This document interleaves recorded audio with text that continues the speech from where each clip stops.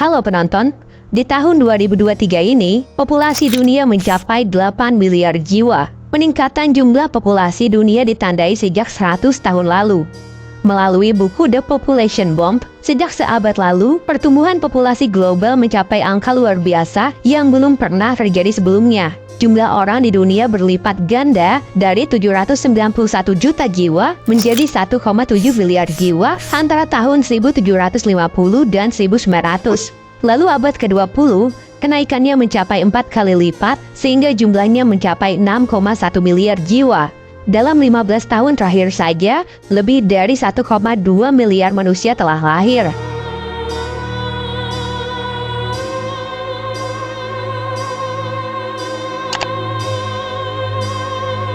Kekhawatiran dunia tentang kelebihan populasi planetnya dapat secara jelas terlihat di banyak negara, mulai dari Inggris hingga Afrika Sub-Sahara. Kekhawatiran kelebihan populasi terutama dalam skala nasional rupanya tidak terjadi pada Jepang. Negara ini mengalami banyak kemerosotan populasi dari tahun ke tahun dan diperkirakan akan terus begitu ke depannya. Japan's Prime Minister has warned his country must take urgent steps to address its declining birth rate. Japan is on the cusp of its ability to maintain its functions amid its biggest ever decline in population.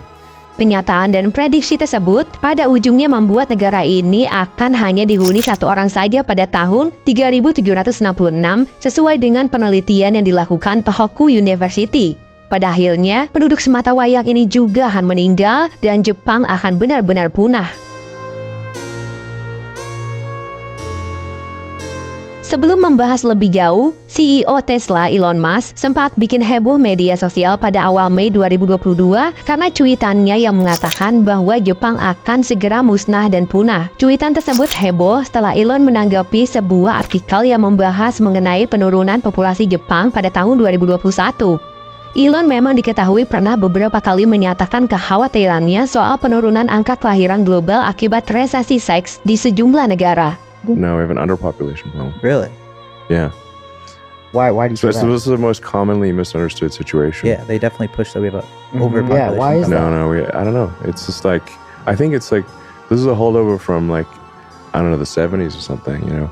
Menurutnya, tingkat kelahiran yang rendah dan menurun dengan cepat adalah salah satu resiko terbesar bagi peradaban manusia. Anggapan dari Elon Musk tersebut kemudian membuatnya dihujani kritik dari banyak netizen.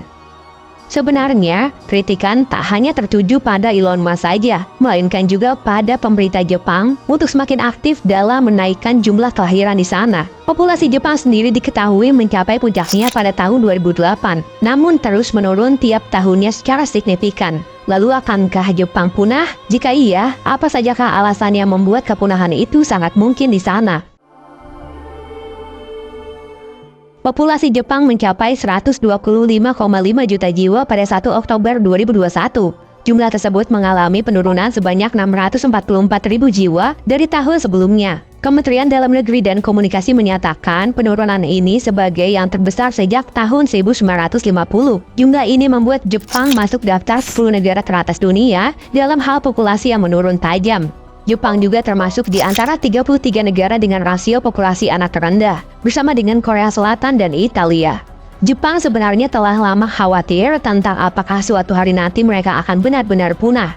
Pada tahun 2006, Lembaga Penelitian Kependudukan dan Jaminan Sosial Nasional Jepang memperkirakan bahwa pada akhir abad ini, populasi akan menurun menjadi sekitar 50 juta jiwa saja. Lalu angkanya akan semakin jatuh menjadi 10 juta jiwa pada 2195. Lalu pada tahun 2350 akan hanya tersisa 1 juta jiwa dan pada tahun 3000 hanya ada 62 jiwa yang akan hilir mudik di sana dan mungkin seperti yang diteliti oleh Tohoku University pada 3766 akan hanya ada 1 jiwa sebelum mereka benar-benar punah. Perlu diketahui juga bahwa Jepang mencatat sebanyak 831.000 kelahiran pada tahun lalu. Jumlahnya masih kalah jauh dibandingkan arah kematiannya yang mencapai 1,44 juta jiwa.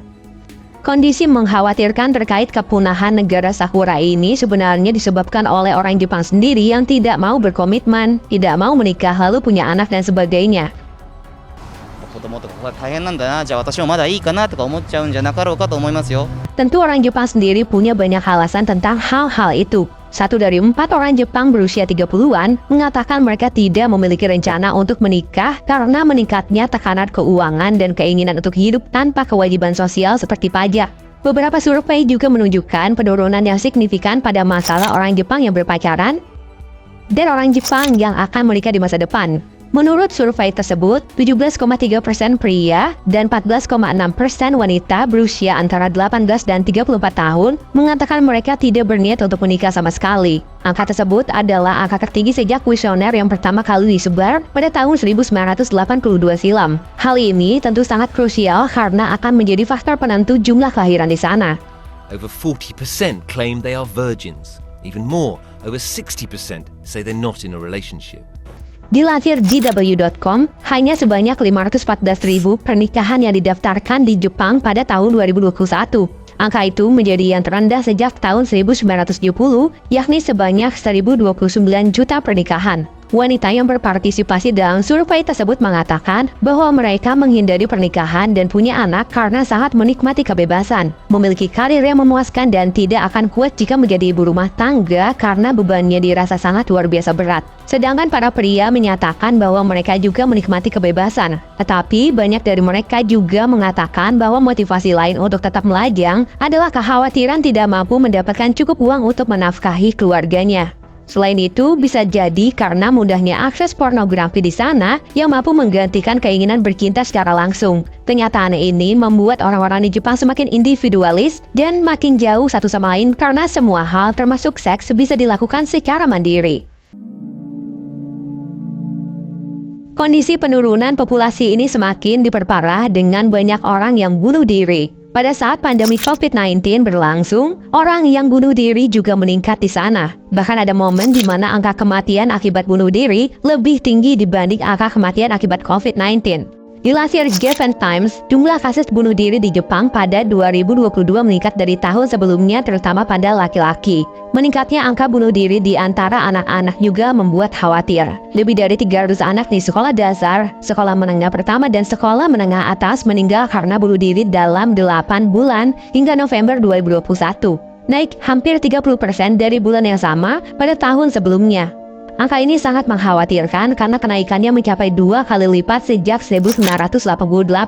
Persoalan keluarga, perundungan hingga kekhawatiran terhadap masa depan diduga menjadi faktor penyebab yang melatari kenaikan angka bunuh diri pada anak-anak muda di Jepang. Secara mudah dapat disimpulkan bahwa Jepang memang akan punah sesegera mungkin hanya jika pemerintahnya tidak menemukan solusi atas masalah-masalah tersebut.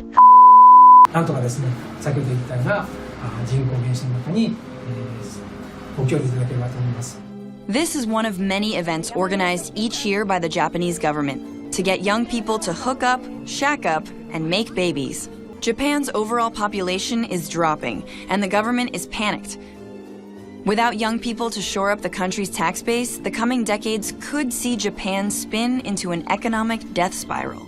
Sebenarnya pemerintah Jepang telah memberikan fasilitas untuk mendongkrak angka populasinya seperti memberikan tunjangan keluarga, memudahkan wanita untuk kembali bekerja setelah melahirkan dan sebagainya. Tapi perlu diingat bahwa ini bukan sekadar fasilitas, tapi pemerintah harus sesegera mungkin mengubah mentalitas warganya agar mau mencoba kembali berumah tangga dan punya anak sehingga kepunahan mungkin bisa terhindarkan.